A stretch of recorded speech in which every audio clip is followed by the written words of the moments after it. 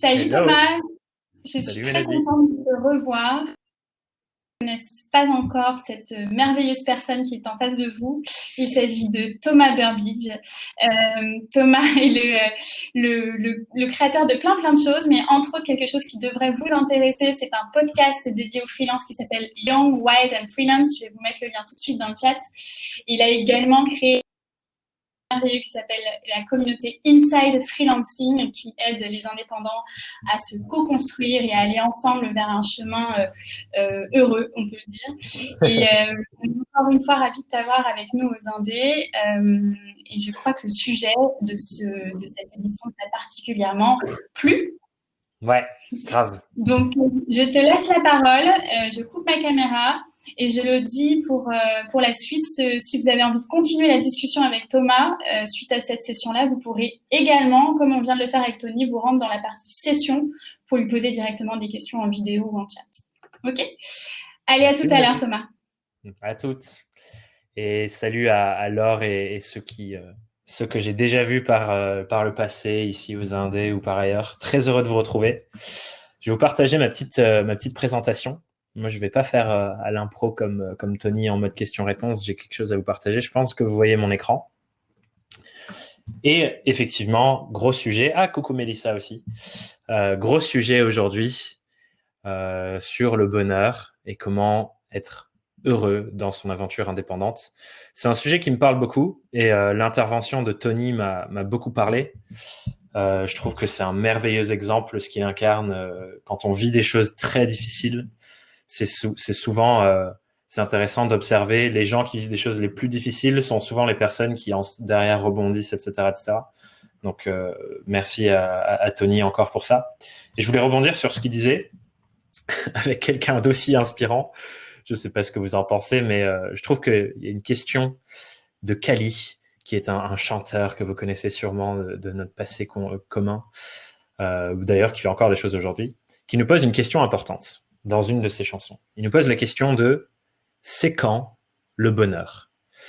Et je trouve que c'est une question très pertinente, parce que souvent, comme on l'a vu avec ce que racontait un peu Tony, on peut être toujours dans l'attente de.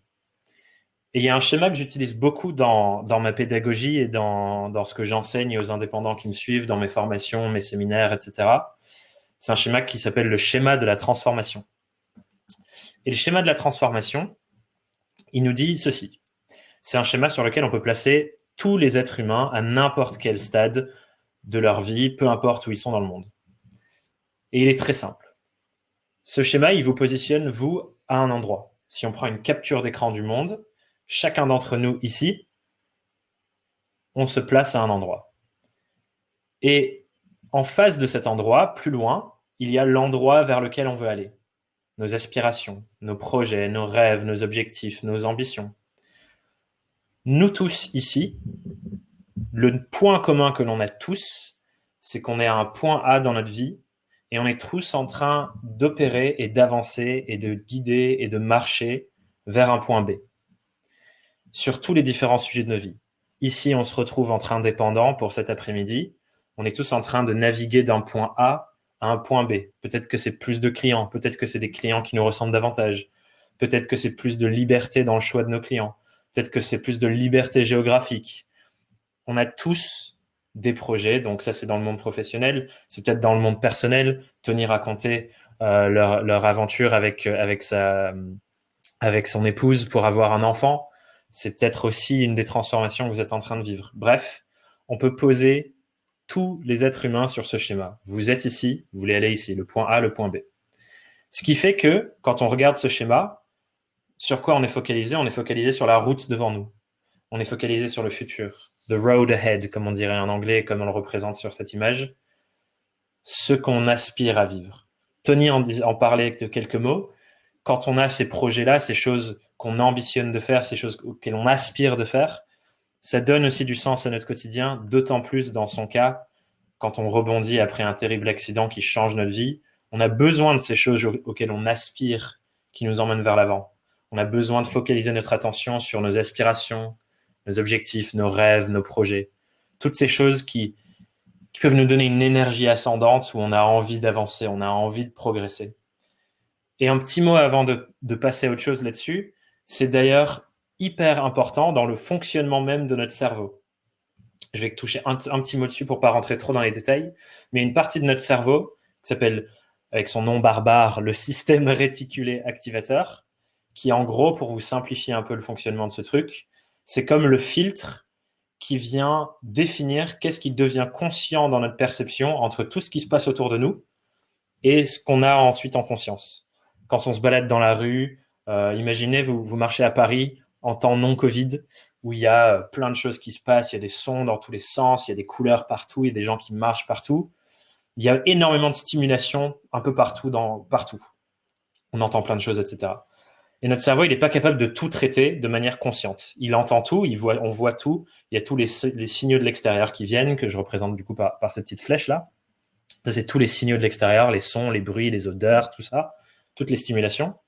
Et ensuite, c'est notre système réticulé activateur, donc ce petit truc-là, qui se trouve dans la branche à l'intérieur. Bon, je peux pas trop vous le représenter sans schéma, mais voilà. C'est un filtre qui vient dire à notre cerveau, voilà ce que tu vas retenir de manière consciente, alors que tout le reste, c'est inconscient. Et ça, c'est hyper utile. Pourquoi? Parce que ça nous permet de voir dans le monde les choses qu'on cherche à voir et que notre cerveau recherche. Vous l'avez sûrement tous déjà vécu. Votre système réticulé activateur, en gros, ce qu'il fait, c'est, imaginez, on vous parle de quelque chose, d'un film, d'une série, d'une pièce de théâtre, de quelque chose comme ça, et vous n'aviez jamais entendu parler de ça avant, et tout d'un coup, vous commencez à le voir partout. Vous entendez tout le monde en parler, vous voyez les affiches partout. Mettez dans le chat si ça vous est déjà arrivé. Moi, ça m'arrive tout le temps. On me parle d'un truc que je connaissais pas et tout d'un coup, je commence à le voir à des endroits que je croisais tous les jours, mais j'avais jamais vu ce truc avant. Ça, c'est tout simplement cette partie-là de votre cerveau qui capte un truc qui n'était pas en conscience avant et qui devient en conscience. Cette partie de notre cerveau est hyper utile et hyper importante pour nos projets, nos objectifs, nos aspirations, nos rêves. Et c'est pour ça que c'est justement important d'être clair sur où on va et la route vers l'avant. Pour que cette partie de notre cerveau soit à notre service et pas juste que ça capte des trucs au hasard. Et en même temps, donc avoir le regard tourné vers le futur, comme on disait, c'est important. Et en même temps, si on est focus uniquement sur ce que l'on n'a pas encore, tout le reste n'existe plus. Pourquoi? Parce que si on est focalisé, comme on l'a vu avant, sur ce qu'on cherche, notre cerveau va nous montrer les choses qui nous emmènent vers ce qu'on cherche, mais notre cerveau, il va aussi ne voir que ça. Il va voir, voilà toutes les choses que je n'ai pas, que je cherche à avoir dans le futur, et il va arrêter de voir, voici toutes les choses que j'ai déjà. Si on est focus uniquement sur ce que l'on n'a pas encore, le reste n'existe plus. Et on est toujours dans cette course de la suite, ce qui vient après. Et c'est ce biais-là qui fait qu'il existe aujourd'hui sur Terre des personnes qui sont richissimes, qui ont, ressourcement parlant, ou en tout cas dans la matière, tout ce qu'il leur faudrait, entre guillemets, pour être heureux, mais qui sont dépressifs et qui ne sont toujours pas heureux. Parce qu'ils sont focus uniquement sur ce qu'ils n'ont pas encore, ce qui font d'eux des performeurs incroyables. Ils font des choses incroyables dans le monde, mais ils ne sont pas heureux, parce que le reste n'existe plus. Et pour illustrer ça, j'avais envie de vous raconter une petite histoire que j'ai juste ramenée sur mon autre écran ici. C'est une histoire qui s'appelle La fable du pêcheur mexicain. Je ne sais pas si vous connaissez déjà la fable du pêcheur mexicain. Parler de cette petite histoire, mettez-le dans le chat aussi. Mais je vais vous la lire. Parce que du coup, je ne la connais pas encore par cœur, mot pour mot, donc je vais la lire, ça sera plus simple. La fable du pêcheur mexicain commence comme ci. Sur les ordres de son médecin, un homme d'affaires américain est parti en vacances au Mexique, dans un petit village au bord de la mer. Le premier matin, incapable de se rendormir après un coup de téléphone urgent du bureau, il sort marcher jusqu'à la jetée pour se changer les idées. Un petit bateau avec un pêcheur à son bord est à quai. Et dans le bateau, il y a plusieurs gros thons jaunes. L'Américain complimente le Mexicain sur sa pêche. « Dites-moi, mon brave, vous les avez pris en combien de temps, vos poissons ?» demande l'Américain. « Pas très longtemps, » répond le Mexicain dans un anglais impeccable. « Pourquoi est-ce que vous n'êtes pas resté plus longtemps en mer pour prendre davantage de poissons, alors ?» demande l'Américain. « Vous auriez pu le faire toute l'après-midi. »« J'en ai suffisamment pour vivre J'en ai suffisamment pour faire vivre ma famille et en donner quelques-uns à des amis après le marché, dit le Mexicain tout en déchargeant sa pêche dans un panier.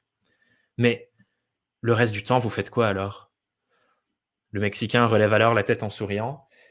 Eh bien, je me lève tard, je pêche un peu, comme je viens de le faire, puis je joue avec mes enfants, je fais la sieste avec ma femme, Julia, et tous les soirs, je vais jusqu'au village, boire du vin et jouer de la guitare avec mes amis. J'ai une vie riche et bien remplie, Seigneur. L'Américain éclate de rire et bombe alors le torse et il dit « Monsieur, écoutez-moi, j'ai un MBA de Harvard et je peux vous aider. Vous devriez commencer par passer davantage de temps à la pêche et avec les bénéfices que vous tiriez de cette activité, acheter un plus gros bateau. En un rien de temps, vous pourriez acheter plusieurs bateaux et vous finirez à la tête d'une flottille de pêche ici, dans votre village. » Il poursuit « Et au lieu de vendre votre poisson à un intermédiaire, vous pourriez le vendre directement au consommateur et vous finiriez par ouvrir votre propre conserverie. Vous contrôleriez les produits, la transformation et la distribution. Et ensuite, vous pourriez quitter ce petit village naturellement pour vous installer à Mexico, puis à Los Angeles et pourquoi pas un jour à New York.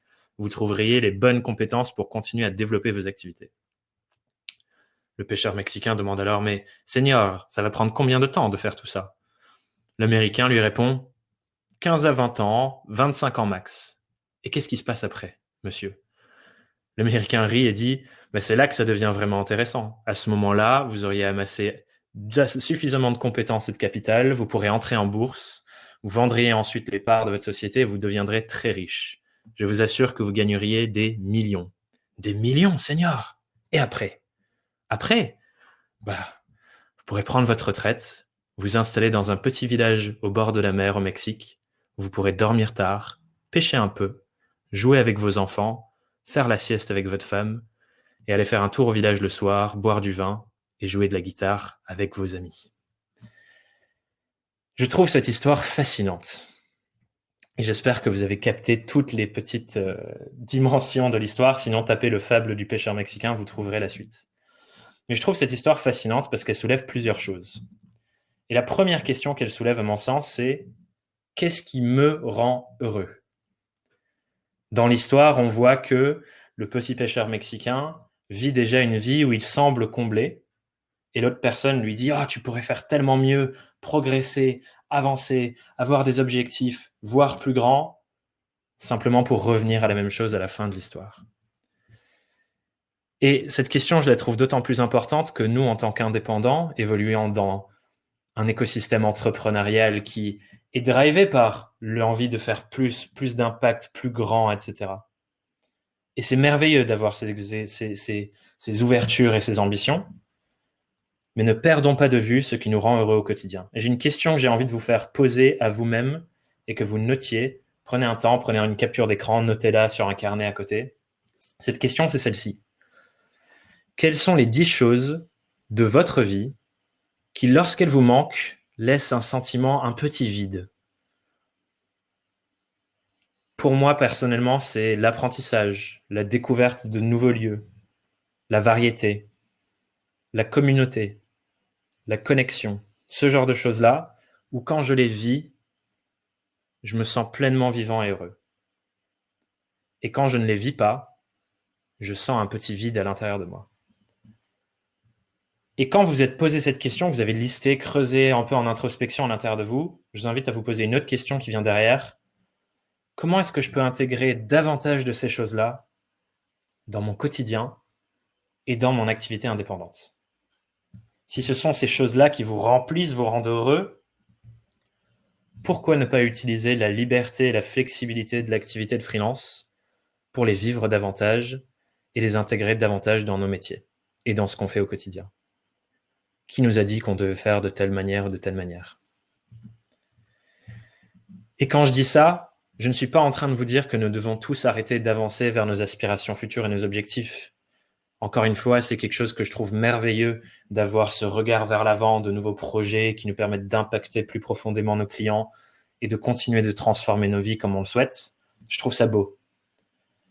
Ce que je suis en train de dire, c'est que quand Kali nous pose la question « c'est quand le bonheur ?», la mauvaise réponse, c'est de dire que c'est là.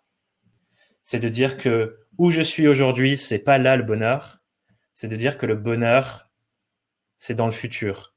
Quand j'aurai fait ci, quand j'aurai plus de clients, quand j'aurai pu quitter Paris, quand j'aurai X, Y, Z. C'est la mauvaise réponse à la question de Kali. La bonne réponse, à mon sens, se trouve plutôt dans une vision que partage une personne qui s'appelle Gary Vaynerchuk, mais ce n'est pas le seul, mais j'aime beaucoup quand il dit ça. Il dit « You need to fall in love with the process ». Vous devez tomber amoureux du processus. C'est quoi le processus? C'est tout ce qu'on doit faire pour arriver à ses aspirations et ses projets, à la réalisation de toutes ces choses. Et la bonne réponse à la question de Kali, c'est quand le bonheur? C'est le bonheur est là, mais le bonheur c'est aussi là, et c'est aussi là, et c'est aussi là, et c'est aussi là. Dans l'instant qu'on vit actuellement ensemble, cette seconde précise, toutes celles qui suivront, et aussi au moment où on aura réalisé nos projets.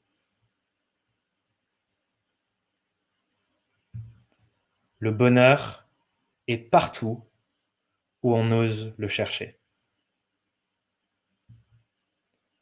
Le bonheur est dans le sourire de l'inconnu qu'on croise dans la rue, s'il a la chance de ne pas être masqué. Le bonheur est dans le soleil qui se lève chaque matin. Le bonheur est dans chacune de nos inspirations et chacune de nos expirations. Pensez-y. Quand on respire, on n'a rien à faire. On n'a pas d'objectif, on n'a pas d'ambition pour notre respiration. Ce petit acte tout simple. Il est là le bonheur. Et on nous a tous offert, à nous ici et à chaque être humain, une poignée d'années à vivre. Disons, allez, 80 années à vivre sur cette terre étrange. Et à partir du moment où on a offert ça, ce qui d'ailleurs statistiquement est incroyable que nous soyons dans cette expérience de la vie, on a beaucoup plus de chances de ne jamais naître que de naître. Donc on nous a tous offert une poignée d'années à vivre. Et nous tous ici, nous avons choisi de les vivre ces années en jouant au jeu de l'indépendance, avec les avantages que ça confère et les inconvénients que ça confère. D'ailleurs, pendant qu'on est là, je tiens à vous le dire, tous les faits que l'on vit dans notre vie sont neutres.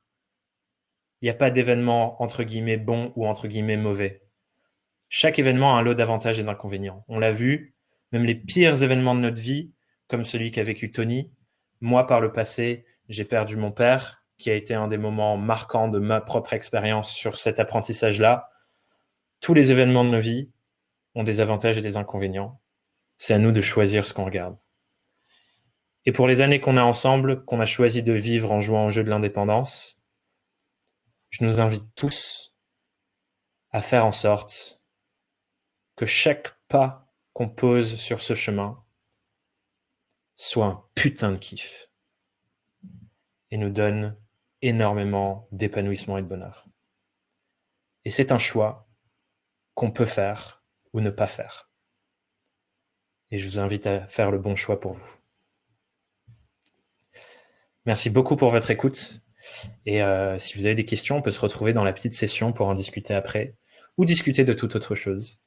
Mais j'espère que ça vous a plu, cette petite histoire et cette petite intervention, et on peut se retrouver avec grand plaisir par ailleurs. Ah, attends, je crois qu'il faut que j'arrête, je t'entends pas, Mélodie.